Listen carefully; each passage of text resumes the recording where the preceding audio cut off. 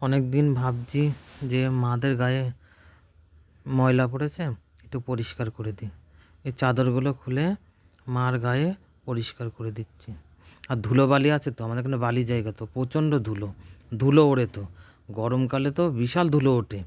মন্দির অনেকবার পরিষ্কার করতে হয়। আর তারা মাকেও আমি পরিষ্কার করে দেবো, বামদেবকেও পরে পরিষ্কার করে আমি দেবো। আগে বড় মাকে দিয়ে আমি, সে হাতে পায়ে এত ময়লা পড়েছে সে বলার মতো না।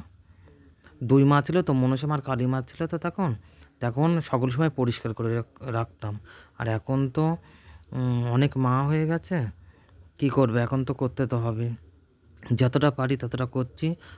শীতকালের বেলা তো, এখন তো সময় পাওয়া যাচ্ছে না, কাজ করে এগোনো যাচ্ছে না।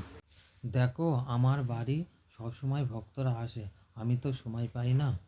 বৃহস্পতিবার আর রবিবার এই দুটো দিন আমি ফাঁকা থাকি। এই দিনে আমি মাকে সময় দিই। আর আমার নিজের অনেক কাজ থাকে তো, সেগুলো আমি করি। এই 2 দিন মায়ের থান বন্ধ থাকে, তবুও ভক্তরা চলে আসে। কি করব বলো, তখন ভক্তদের সঙ্গে কথা বলতে হয়। এমনকি নিজের গ্রামের লোকজনও মায়ের থানে আসে। তারা তো আমার সময় পায় না আমার সঙ্গে কথা বলার, তাই তারাও কথা বলতে আসে। মা তারাকে আমি খুব ভয় পাই। পাশে বড় মা আছে, মনসা মা আছে, রাধাকৃষ্ণ কালী মা আছে, আর মাগুলো আছে, ওই মাদের দেখে আমি অতটা ভয় পাইনি। আর যতটা পারি ততটা মাকে পরিষ্কার করে রাখার চেষ্টা করি আমি। ভক্তরা এসে তারা মাকে দেখে বলে যে তারা মাটা কী সুন্দর হয়েছে, কোন পালবাড়িতে বানিয়েছো? তা আমি যে পালবাড়িতে বানিয়ে না, আমি নিজেই বানিয়েছি, নিজে হাতে বানিয়েছি।